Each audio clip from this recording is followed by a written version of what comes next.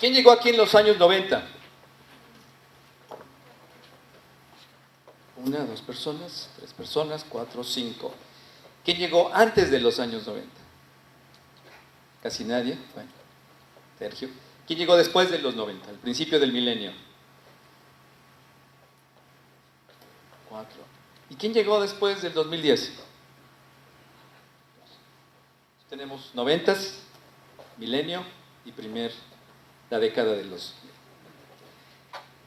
que llegaron del 90 al principio. ¿Ha cambiado Estados Unidos en estos últimos 10 años? ¿Muchísimo? ¿En qué ha cambiado Estados Unidos? Bueno, yo cuando llegué tuve la oportunidad de trabajar para una empresa de telecomunicaciones. La empresa estaba en una situación muy buena en ese entonces. Posteriormente, después de los ataques del 2002, la empresa empezó a tener muchos programas económicos, empezó a salir mucha gente con mucha experiencia, pero aún así la empresa no soportó los impactos y salió mucha gente. En el 2008, con los programas económicos, siguió y a la fecha creo que la empresa va de mal en peor. ¿Sigue empeorando la empresa? No. ¿Qué más ha cambiado Estados Unidos en los últimos 10 años? Algo que ustedes hayan notado. Los productos mexicanos no había en el 90. No había productos mexicanos. ¿Sabían ustedes? A ver, señorita. Mucha gente tampoco hablaba demasiado español. No había demasiado. Y ahorita el dentista necesita un asistente para que lo asista en el idioma, ¿no? Bueno, siguiendo esa aclaración, en los 90 cambia la ley de inmigración. Se hace más, la aplicación de la ley de inmigración se hace más fuerte por parte de Estados Unidos. Entonces mucha gente decide quedarse y ya no regresar circularmente como lo hacía. Se quedaba 6 meses aquí trabajando, regresaba a las fiestas y venía. Ya el mexicano se estableció en Estados Unidos y empezó a hacer su residencia. A echar raíces en Estados Unidos. Eso es un dato importantísimo. En los 90 es cuando llega más gente de México. Y nosotros teníamos amigos, cuando empezamos la panadería, teníamos un amigo que le decían el Cari. ¿Cómo se llama el Cari, brother? Juan Carlos. Entonces Juan Carlos, cuando llegaba Thanksgiving, se iba a México. Y se compraba sus botas western, su sombrero y demás. Llegaba listo para viajar a México. Y regresaba al mes, a los 2 meses, como si nada. ¿Cómo se regresaba el Cari de regreso? ¿Cómo se regresaba el Cari, brother? En un tren.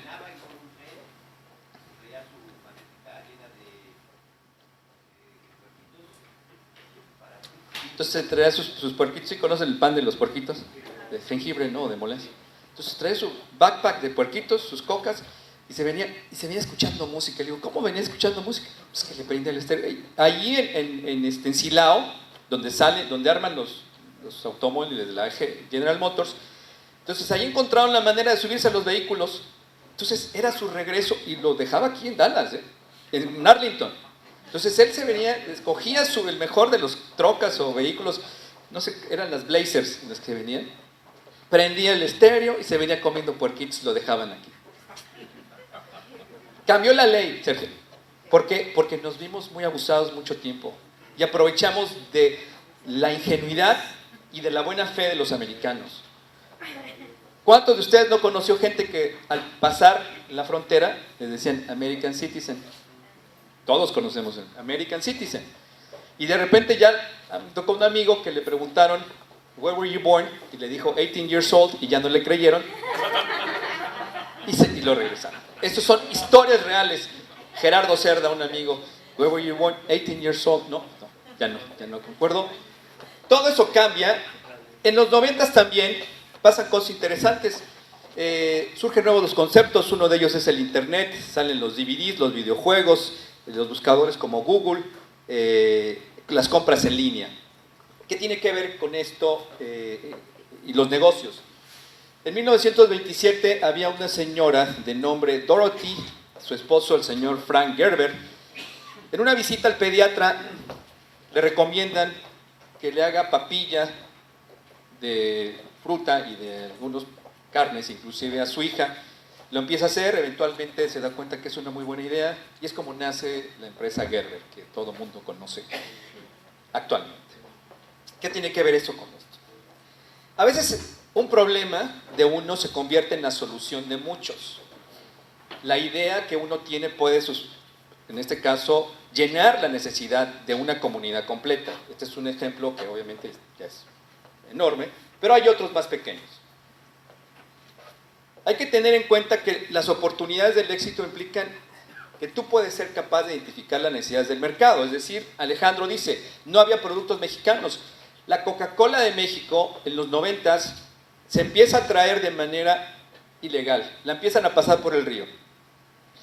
Porque era tan la demanda y no había permiso de Coca-Cola Atlanta para pasarla de manera ilegal, porque son franquicias y son áreas que se tienen que respetar. Entonces nosotros no solamente cruzábamos gente, sino también cruzábamos cocas. Y luego llegó la Fanta. Y la Fanta del colorante O5, que es un colorante especial que utilizamos en México, no es el mismo colorante que utilizan en Estados Unidos. Entonces la prohíben y empiezan a sacar todo. Pero pues los supermercados Jerry's, las carnicerías que aquel entonces empezaban, empiezan, inclusive nuestro amigo Alfredo Duarte de Tasco también nos vendía cocas con sellos raros, pero llegaban de manera ilegal las Coca-Colas. ¿Qué es lo que sucede con estas Coca-Colas? Que llega un momento que dice Atlanta, no perdemos, no podemos pelear contra tanta demanda, pues ni modo, ábranle la llave a la Coca-Cola, pero la distribuimos nosotros. Entonces ahora Coca-Cola Atlanta la distribuye, y no de manera irregular, porque sí es un mercado negro. No había, yo creo que había tres productos, Alejandro, que no duraban en el anaquel. El primero pues, eran las Coca-Colas, jabón Ariel y la salsa Valentina. Esos eran los que no podía, la demanda era tal que la oferta no era suficiente.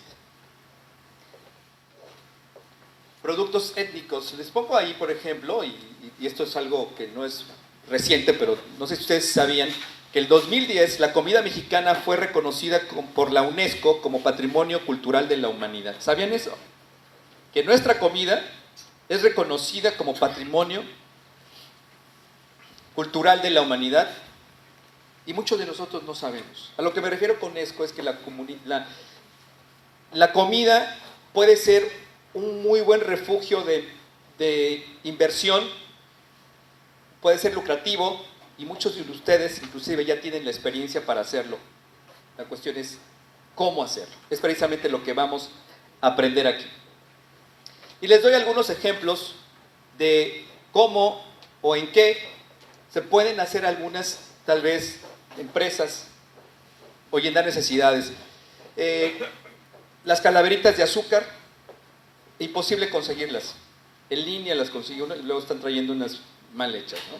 Les pongo las máscaras de los luchadores que ahora ya encuentra uno por todos lados. Les pongo las catrinas para Halloween, las botanas picantes. O sea, son muchas comidas que antes no encontraba uno y cada vez hay más. ¿Saben que ustedes saben que hay un mercado para consumo de chapulines muy grande? Sergio, ¿estás de acuerdo? Sí, tenemos ya en California un que se llama, creo que lo conocimos en algún momento con el IME, chapulín deshidratado, exactamente. Esto, por exótico que suene, hay un gran mercado. No creo que es para todos, pero hay un gran mercado y no está siendo explotado. Me decías, Oaxaca es un gran exportador de chapulines, ¿no? No solo chapulines, Mario, en realidad la entomofagia, que es la alimentación con insectos, está creciendo a nivel mundial. Muchos estados, muchos países en el mundo consumen entomofagia, consumen insectos. Todo una industria. En el sur de México, en el norte no, pero en el sur sí. Y es un gran futuro porque los insectos, cada puñado que se coman, el 76% es proteína. Gran mercado, gran oportunidad. Solamente los menciono dentro de algunos. Y les tengo también la otra excusa que decimos, es que no tengo un local para empezar mi negocio. Necesito rentar y no me rentan porque no tengo crédito. Bueno, aquí hay unos ejemplos de los trabajos que se pueden desarrollar de su propia casa. Bien, hay un joven, muy joven, que era un nini inclusive. ¿Saben lo que es un nini? ¿Qué es un nini? Que ni trabaja ni estudia. Tal vez Ojalá que no tengan uno de esos en su casa, pero son muy comunes. Jordi Muñoz, joven, nini, rebelde, no lo aceptaron en el Politécnico y de repente dice, pues yo voy a hacer lo que más me gusta. Sabía programar computadoras, sabía desarmar computadoras y empieza a hacer una empresa que se llama 3D Robotics y empezó a hacer drones cuando los drones eran cosas raras. Actualmente Jordi, de hecho hace un par de semanas vendió su empresa a una mega empresa y empieza desde el garage de su casa en Tijuana a hacer drones. Eventualmente se da cuenta que era más fácil conseguir los componentes en Estados Unidos, se va a San Diego y arma una empresa muy bonita desde su garage de su casa y en San Diego para hacer 3D Robotics desde una casa habitación prácticamente. ¿Qué es lo que podemos hacer desde nuestra propia casa, desde nuestro propio hogar y que tiene grandes beneficios? Uno, pues no van a manejar todos los días durante horas en el tráfico. Dos, flexibilidad en los horarios. Pueden estar prácticamente cuidando a su hijo desde su casa y mientras están contestando llamadas. ¿Quién hace eso de aquí? ¿Alguien que trabaje desde su casa? ¿Alguien que tenga su negocio en casa? ¿Usted? De ahí tiene su almacén para sus sillas, sus broncoles. Mi garage lo convertí en bodega y ahí. Su garage. No tiene que pagar renta, más que la que está en su propia casa. Miguel Villa, ¿usted también tiene una oficina en el piso 52 de Downtown? No. ¿Usted también trabaja desde casa? En mi casa, pero también en mi pequeño local. Entonces puede estar cuidando a tu hijo recién nacido. Pues tiene muchas ventajas trabajar en casa. Poder cuidar a tus hijos, ahorrar el dinero que te costaría una renta. Poder tomar descansos tan a menudo como lo necesites. Si de repente tienen riomas, pues ahí se pueden ir un ratito a la televisión, a tomarse su espacio. Hay muchas ventajas para hacer un negocio desde su casa. ¿Y cuáles son de estos negocios que pueden hacer de su casa? Pues ya mencionamos el ejemplo de Miguel, la reparación de computadoras, decoración de casas, en fin, les menciono solamente algunos ahí, ustedes tendrán algunos que llenar, algunos otros. Las ventas por internet, esto es bien importante. Las ventas por internet, no les hemos puesto atención, pero hay, ojo, porque en el 2006, las ventas por internet solamente eran de 6.6 billones de dólares. No hace tanto tiempo, estamos hablando hace 10 años, ¿no? Actualmente, el hombre más rico del mundo, precisamente ayer salió que ahora ya no es ni Slim, obviamente, ni Warren Buffett, ni Bill Gates. Es Jeff Bezos, un cubano que empezó Amazon. Y sencillamente es muy simple, porque es el hombre más rico, porque él, como es tan grande su empresa, él ya puede dominar el mercado, ya puede poner los precios, puede manipular inclusive los precios, que es una amenaza muy grande, porque ¿quién ha comprado aquí en Amazon? Cada vez es más común. Amazon es una maravilla. A las 3 de la mañana está uno ahí comprando cosas a la hora que usted guste, y al otro día la felicidad de tener su cajota en su garage o en su casa, ¿verdad? Las ventas por internet actualmente son de casi 400 billones de dólares. ¿Cómo en 10 años se fueron de 7 billones a 400? Es impresionante. ¿Qué podemos vender? Bueno, el año pasado me llamó mucho la atención este artículo que decía que uno de los regalos más populares en Navidad del 2016 fue el tamale kit. No tamale kit. ¿Y por qué un tamal? Porque así le dicen los americanos, un tamal kit. ¿Qué venía en el tamal kit que podía usted comprar por internet? Venía nada más una olla vaporera de 12 cuartos, una lata de salsa verde, de tomatillos, un paquete de hojas de tamal, 2 kilogramos de maseca y una bolsa de chile ancho. Todos los ingredientes y un pequeño manual para hacer tus tamales. Entonces, en el mundo anglo era como que el wow, porque decían, yo le voy a regalar el tamal kit a mi comadre Smith. Y fue un éxito. Todo esto se compra en línea, les doy la página para que lo vean. ¿Cuándo se nos hubiera ocurrido a alguno de nosotros vender una olla vaporera con 2 kilos de maseca en internet? La realidad es que es un mercado enorme y ahí está la prueba. En fin, ¿qué es lo que se puede vender por internet? Pues hay muchos periódicos que no llegan aquí, hay muchos libros que no llegan aquí, hay muchas publicaciones. No sé si hay alguna aplicación para vender boletos de camión por internet. En México sí, aquí no. Les doy algunas cuestiones que son simples, que tal vez a nadie se le han ocurrido. Yo, por ejemplo, cuando tenemos la panadería no había ningún solo lugar donde comprar los marcadores para las conchas. ¿Qué es un marcador para la concha? Es un aro así que tiene unos pequeños curvas para marcar las conchas. Las conchas es pues, un pan dulce que se tiene que tapar con la pasta y se tienen que marcar, por eso se hace la concha. Y aquí era imposible conseguir esas cosas. Hay muchas cosas que tienen una gran demanda, pero nadie está cubriendo la necesidad. Bien,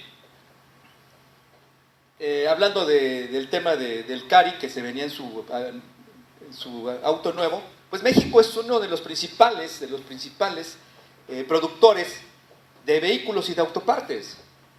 México lo es y va a seguir siendo, y ojalá que siga creciendo esta industria en México. Mas, sin embargo, pues esos son negocios grandes, pero hay otras áreas de oportunidad que ahí les pongo en su manual que pueden buscar y utilizar. Otro ejemplo, no sé si ustedes tienen algún familiar con diabetes, o alguno de ustedes tiene diabetes. Es muy común y de hecho no en muchos años la mitad de la población hispana vamos a tener diabetes desafortunadamente si no nos cuidamos. ¿Conocen ustedes algún lugar donde cocinen pasteles para diabéticos? ¿No? ¿Sí? Dos lados tengo. Tiene usted dos lugares. No quiero hacer publicidad. Pues, dígame dónde. En Sam los hacen, si la gente los pide, para diabéticos. En Sam's y Kroger. Les pongo este ejemplo porque los postres suelen ser algo casi prohibido en la dieta de los diabéticos. Mas, sin embargo, la existencia de productos como la fructosa, los endulzantes artificiales, ahora es posible hacer hasta pasteles de esta naturaleza. Dígame. Hay una panadería vegana en Pleasant Grove de un amigo mío, su familia es de Nuevo León, y empezó la panadería El Palote porque el señor Aurelio es diabético. Entonces, de no poder comer toda la comida maravillosa mexicana que estamos acostumbrados a, los chilaquiles, los tamales, el menudo, todo es absolutamente vegano y es una panadería bastante famosa. Bien. Y en el mundo anglo está disparándose increíblemente. Lo único que les digo es que hay oportunidades que nadie está tomando. No les estoy diciendo que habrá una panadería para veganos o una panadería para diabéticos. Sencillamente hay oportunidades y las estamos identificando y nadie está poniendo un dedo en ese renglón. Les voy a dar una cifra interesante. En 1960, la demografía, la composición de la población de Estados Unidos y los migrantes mexicanos, solamente nos íbamos en el 60 a California, Arizona, Nuevo México y Texas. En 1960, ahí lo tienen en la página 24. Ahora van a ver que en el 2013, ¿sí pueden ver para dónde migramos los mexicanos? Ven que de norte a sur ya dominamos prácticamente todo el país. Inclusive hay mexicanos en Alaska. En fin, ven el 60, ven el 2013, ven la gran diferencia. A lo que me refiero con esto es que no es una locura vender tamales hoy en Manhattan. No es una locura vender chapulines en Ohio. No es una locura vender productos que hace mucho tiempo eran impensables, porque ya los mexicanos tenemos presencia en casi todo el país. Bien. Problemas. Lo que pueden ser problemas pueden ser oportunidades. Absolutamente que sí. ¿Ustedes creen que un problema se puede convertir en una oportunidad? Okay. Ahí les pongo un ejemplo que a mí me gustó mucho escuchar. Y les pongo a decir que hay solamente una posibilidad, según los biólogos, entre 10,000 a que dentro de una concha se forme una perla. ¿Quién ha visto las perlas? Las joyas. Bueno, ¿quién no las conoce, verdad? A lo mejor en la tele. ¿Y qué es esto precisamente? Una perla nace por un problema. Es decir, cuando este molusco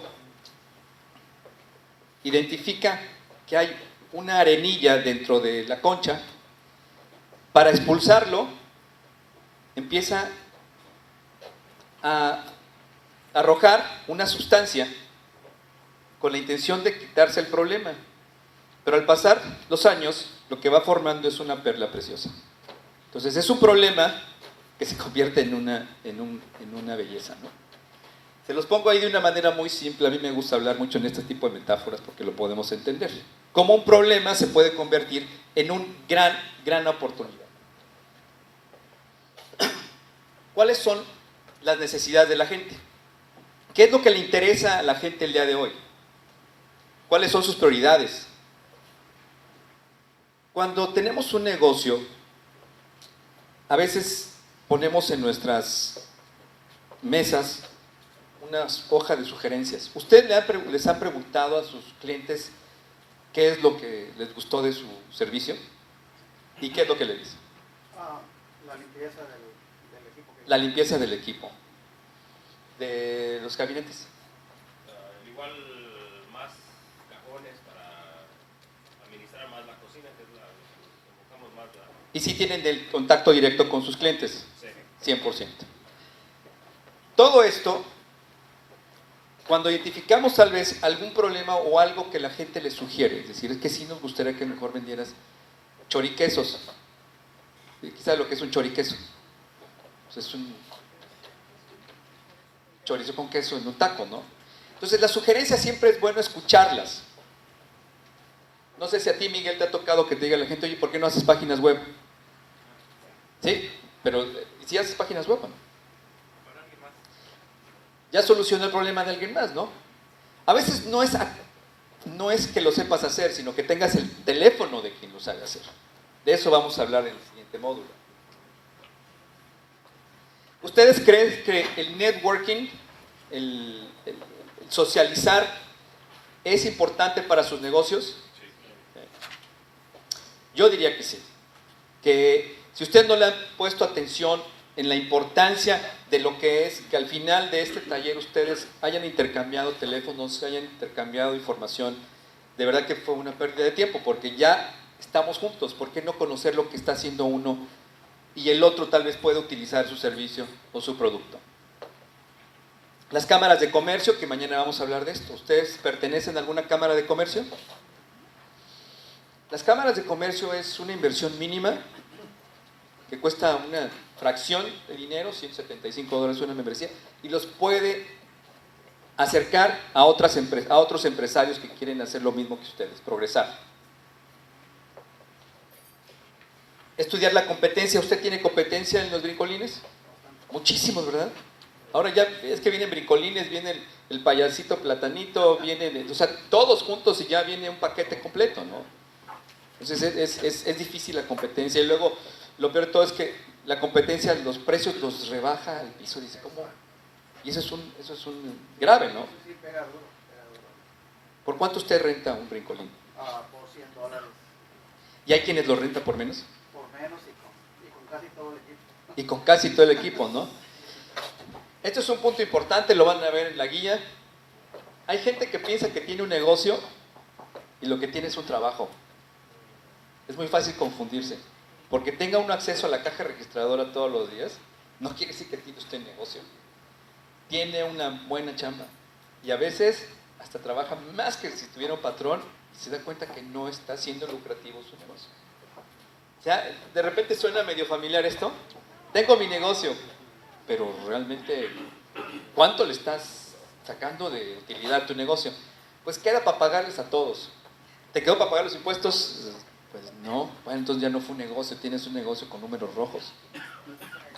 Entonces, este tipo de problemas de la competencia, que piensan que están haciendo un negocio, porque lo único que están haciendo, están canibalizando la industria y están arruinando el negocio para todos. Y sucede muy a menudo.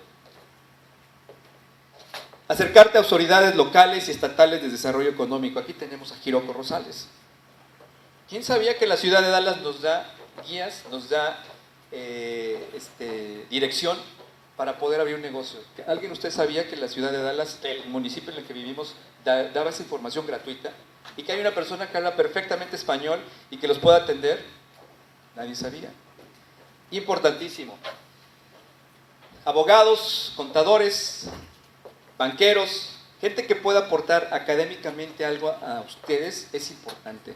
Yo siempre los invito a que hagan nuevos amigos y que hagan amigos también del señor Smith. Yo le digo al señor Smith a los americanos, ¿no? No todo está entre nosotros. Es bien importante que abramos ese horizonte de interactuar con otra gente, no necesariamente los mismos siempre.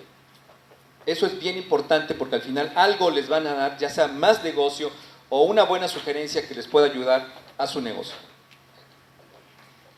Banqueros, yo les digo, los banqueros obviamente pues para eso están los bancos. Vamos a hablar del fondo Lift más adelante, que ellos se dedican precisamente a fondear negocios ya existentes o nuevos.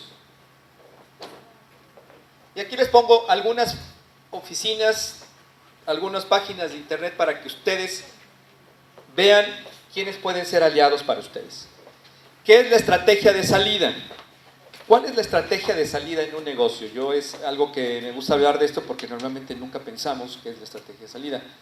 ¿Quién nos quiere compartir qué es lo que quisieran hacer con su empresa en 10, 15 años a partir de hoy? ¿Qué les gustaría hacer después de que su empresa sea exitosa? En el caso de ustedes, ¿qué les gustaría hacer?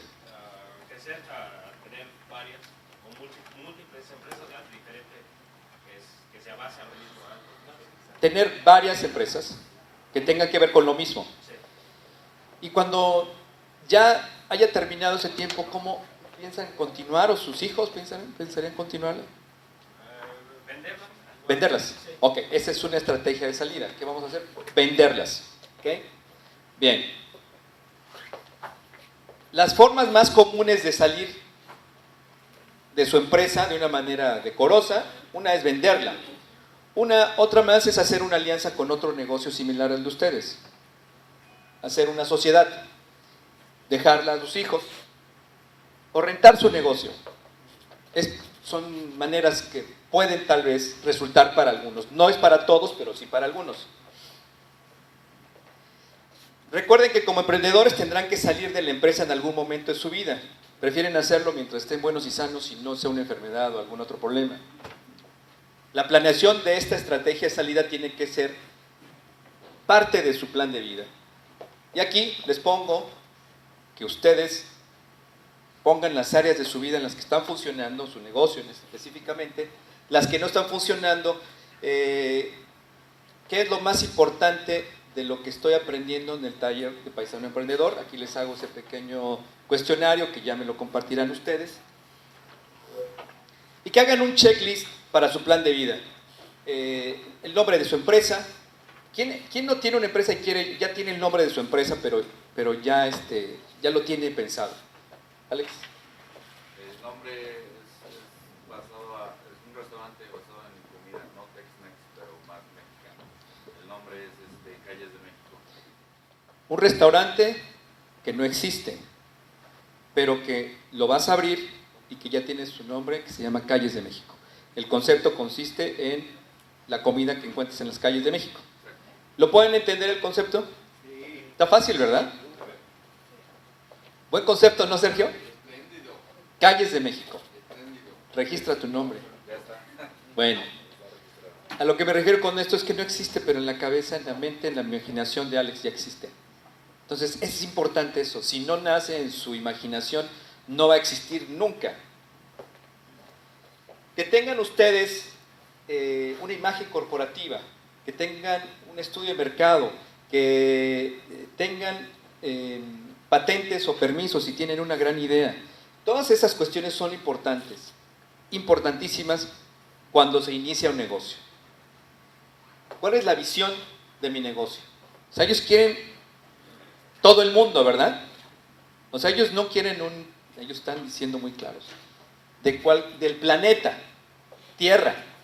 O sea, ellos no se fueron con Guadalajara y los Altos de Jalisco. Ellos quieren el planeta completo. ¿Y creen que ya están llegando a su visión, Amazon? Absolutamente que sí. ¿Quién conoce las tiendas OXXO? ¿Cuál es la misión de las tiendas OXXO? Si alguien la puede leer, por favor.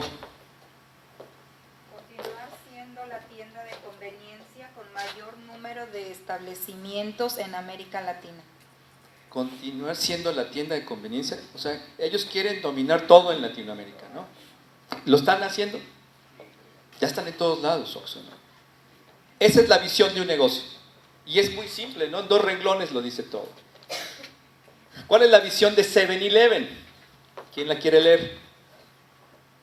Ser el mejor en lo que hacemos significa que cada empleado de 7-Eleven tiene la oportunidad de alegrar el día de alguien y hacerle la vida un poco más fácil, ya sea en el servicio o con una sonrisa en la tienda, y garantizar que tenemos los alimentos más frescos disponibles al iniciar o al terminar el día. ¿Entendieron la misión de 7-Eleven? Muy larga, ¿verdad? ¿La de OXXO? Fácil. ¿Y creen que la de 7-Eleven la están llevando a cabo? O sea, los empleados ahí son amigables y les dan una sonrisa. Se equivocaron, ya se alejaron de su misión. Es más, 7-Eleven, yo creo que para ser empleado de 7-Eleven lo principal es no hablar inglés, ¿no? Porque los que están ahí nadie habla inglés. Puro hindú, ¿verdad? Que no entienden, bueno, mucho menos el español. Entonces, misión, tal vez en su momento estaba bonita, ahorita no funciona. La misión de TGI Fridays. ¿Cuál es TGI Fridays? Los restaurantes TGI Fridays. Sí los conocen, ¿no? ¿Quién quiere leer la misión de TGI Fridays? Usted lee muy bien. Ser líder del mercado de la comida casual con marcas fuertes en lugares privilegiados, impecablemente ejecutados por la empresa, sus socios y franquiciarios. Son el líder, ¿no? Lo fueron en los 90, en principios del 90. Yo tuve la oportunidad de escuchar una entrevista, la última entrevista que el señor Brinker dio a un medio de comunicación, y por unas razones extrañas de la vida, me ha tocado, escucho muchísimo radio, yo escucho radio todo el día, noticias sobre todo. Yo diría que soy un adicto a las noticias. Y me tocó escuchar la entrevista que le hicieron al señor Brinker, porque él es de Dallas y empezó su primer negocio aquí en Dallas. No se sabían que TGI Fridays empezó aquí en Dallas. También no sabían si Wendy's empezó aquí en Dallas. Y Barney también empezó aquí en Dallas. Porque en los 90s iba un dinosaurio gigantesco en una minivan con una señora. Ahí en Allen, ahí empezó Barney. ¿Qué tiene que ver Barney con? Porque en su momento también Wendy's, la chica esta de las trencitas, todavía la pueden ver todavía en pleno. De vez en cuando va a su negocio. La niña de las pecas, bueno, no es una señora de 60 años. Pero me tocó la entrevista de este señor Brinker y decía, ¿cuál era tu misión? Dice, mi misión era muy simple. Yo quería apagar las luces de todos los comedores de Estados Unidos a las 5 de la tarde. Quería apagar las luces de todos los comedores a las 5. Y no trabajaba para la comisión de electricidad. Él quería que la gente, en vez de estar comiendo en sus casas, en sus comedores, estuvieran comiendo con él. Y lo logró.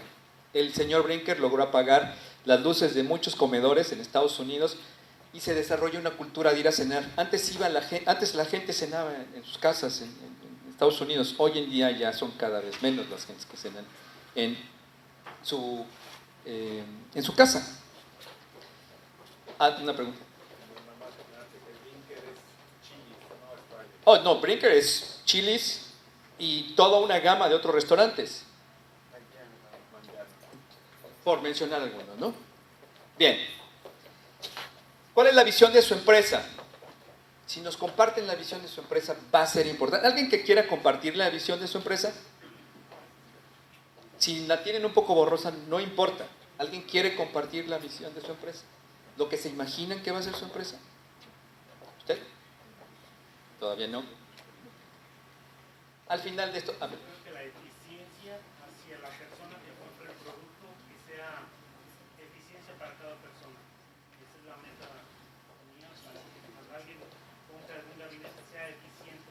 La eficiencia. Usted quiere que cuando termine usted su trabajo, la gente lo reconozca. Qué eficiente es este producto. Muy buena misión. Bien, aquí les pongo 7 ideas para poder emprender algo. Primeramente, a veces esto de los negocios es de ser aventado. Yo diría que a veces el ser ingenuo ayuda más al ser muy experto. A veces el no saber cómo hacer las cosas ayuda más que el sí saberlas. ¿Usted sabía eso? ¿Por qué? Porque si muchos de nosotros hubiéramos sabido qué nos íbamos a encontrar en el camino, no hubiéramos hecho la empresa. Entonces a veces es mejor no saber. Es mejor ser ingenuo. Se los recomiendo. Muestren ingenuidad. Es un valor casi de los mejores que tienen que tener para emprender su empresa, para iniciar su empresa. 2.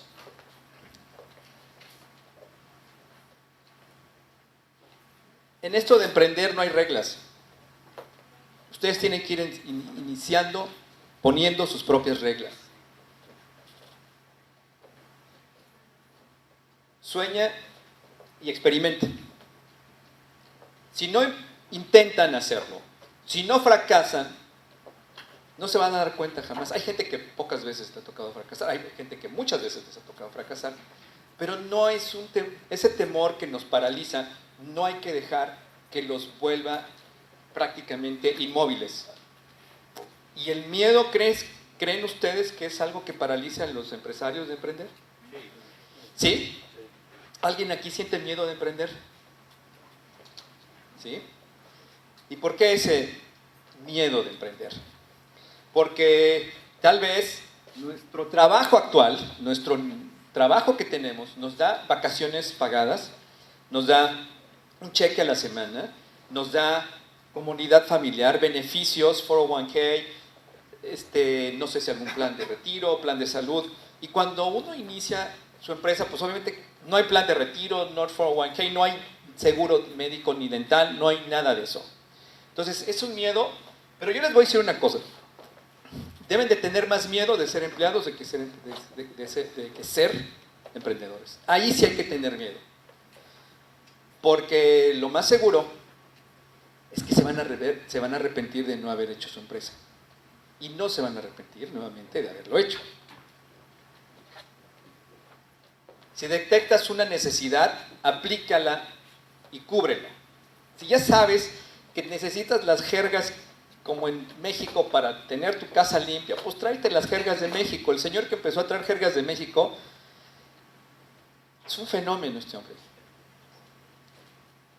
Las jergas que utilizamos, que le ponemos maestro limpio y todo eso, es un fenómeno.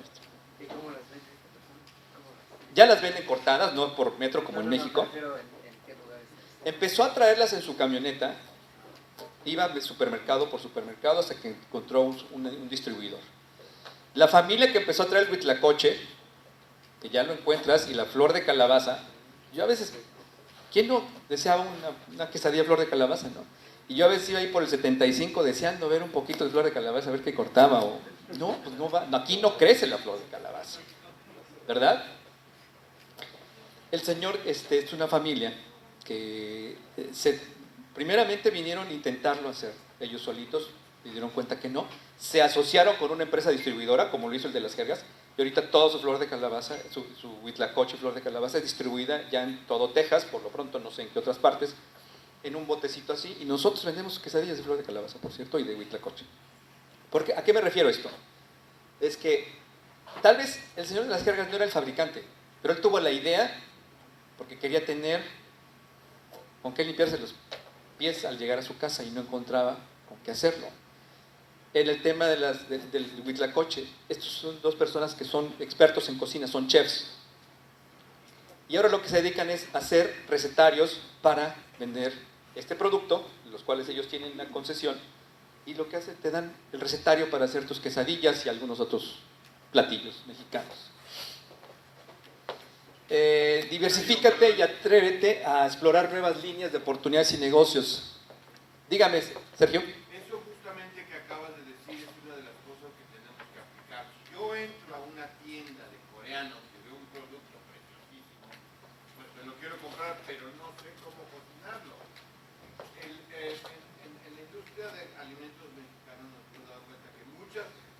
gente viene, ve las tortillas, pero nunca creció con tortillas, ¿no? Porque al calentarlas, entonces, al doblarlas se le rompen. Es importante que en cualquier negocio que distribuye alimentos, si tú capacitas a la gente para enseñarle cómo usarlo, vas a vender muchísimo más. Totalmente de acuerdo. Hay que no solamente identificar el problema, la solución, sino el trapito. Es Correcto. correcto. El remedio completo. Tus colaboradores son parte fundamental de tu proyecto, darles oportunidad de crecer, hay que dejar crecer a los demás, claro que sí. Si alguno de tus trabajadores, empleados quiere empezar su empresa, ¿los puedes detener? Es injusto, ¿no? ¿Podemos detener el progreso de la gente? No se puede. Les decía que es crucial emprender hoy en día, es casi obligatorio. Les voy a contar la historia de Fernando Herrera, Nando. Nando llegó en el 96, empezó a trabajar en pleno Texas en una empresa de palos de golf, bastones de golf, Adams Golf. Adams Golf fabricaba un excelente palo de golf, que era, yo no soy experto en golf, que empezaron a vender en los torneos y empezaron a ganar torneos en todos lados. Luego, Fernando, ¿sí te acuerdas de Nando, verdad, brother? Nando, de Acapulco, costeños, se empezó a traer a la mitad del mercado de artesanías de Acapulco porque eran todos sus amigos. Entonces empezó a llegar, como cada uno de nosotros, por cada uno de los migrantes mexicanos, cada uno de nosotros somos responsables de traer mínimo a 15 gente. ¿Sabían eso, no? Y luego se hace una fórmula logarítmica, ¿no? Y de repente dices, pues ¿cómo está medio Guanajuato allá? Pues sí, pues, se empezó a ir uno. ¿Y por qué ahora los queretanos están en Taylor o en Longview o en East Texas? ¿No? Porque fue el primero y de ahí se trajo a muchos, ¿no? ¿Le suena más o menos familiar la historia? Nando se trajo a medio Acapulco a trabajar a Adams Golf. Empezó a trabajar y de repente lo hicieron primero jefe de piso, luego manager y luego ya tenía toda la plantilla suya. En el 2006, no, perdón, fue 20 años después, en el 2016, 20 años después, yo me encontré a Fernando y me dice que no tiene empleo. ¿Y qué pasó en Adams Golf? Adams Golf lo compró Adidas, la de los zapatos. Y Adidas, en vez de contratar a todo el mercado de artesanías de Acapulco que tenía como empleados, trajo unas maquinitas que se llaman robots. Y ahora todos los palos de golf los hacen robots. Ya no tenía nada que hacer Fernando cuidando robots porque nunca estudió ingeniería en mecatrónica. Y me dice, y ahora estoy buscando chamba.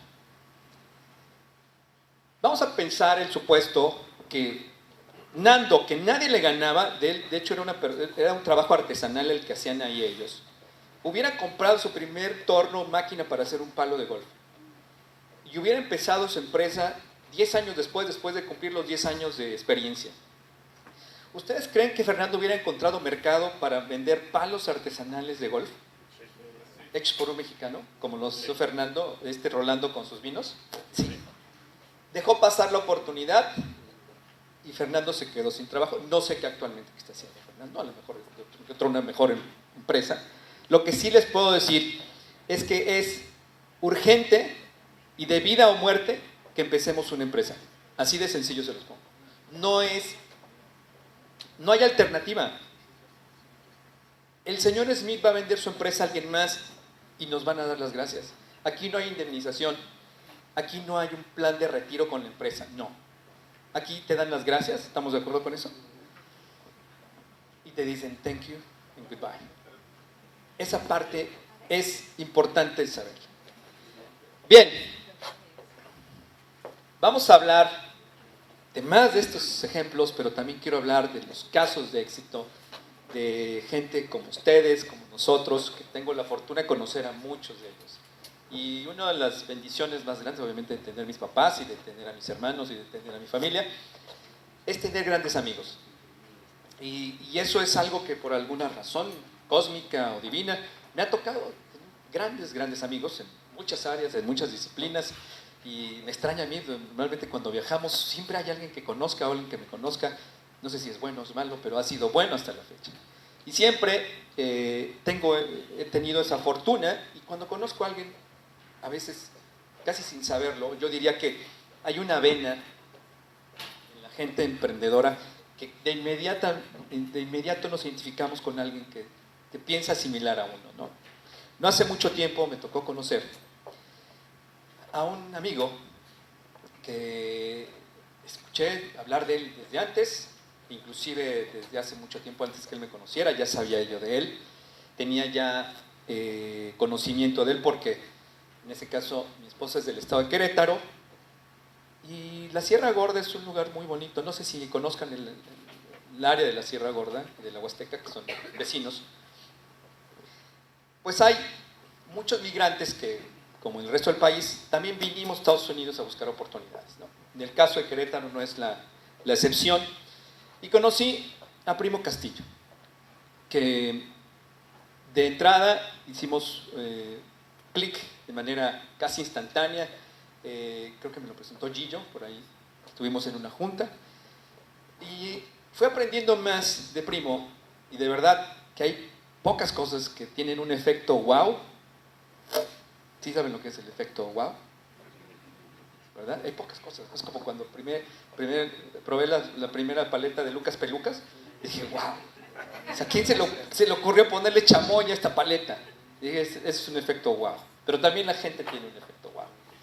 Y hay poca gente que, de verdad, que digo, hay mucha gente, pero poca gente que dice, ¿cómo lo hizo? ¿No? O sea, yo quiero saber cómo lo hizo y yo quiero que sea mi amigo. Tengo la fortuna de conocer a Primo y se tomó su tiempo el día de hoy para hablarnos un poquito lo que hace. Primo Castillo, que no voy a hablar mucho más de él porque quiero que él hable de él. Tenemos un video que habla de él. Y así como platicábamos el caso de Cari, que se venía en su auto último modelo, pasando fronteras, muchos de nosotros llegamos. Vamos a pasar el video que nos habla un poquito de Primo y que quiero que también él nos hable más a detalle acerca de él.